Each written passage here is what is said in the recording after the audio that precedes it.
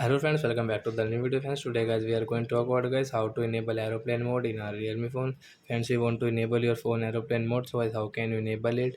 In this video guys I am going to show you friends. So before starting video friends, I want to tell you friends, if you need my channel and guys you are watching a video first time, so then first of all guys subscribe my channel, click the bell icon and like my video friends. So when first of all guys open your phone setting to enable guys your aeroplane mode. So we will on guys phone setting to enable aeroplane mode, then guys scroll it and guys you can see this type of setting. So guys click on guys this connection and sharing option, friends tap here.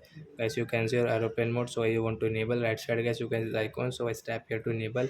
After enable guys you can see your hotspot setting will not work in your Realme phone, and guys you can see this icon on your screen, aeroplane mode icon.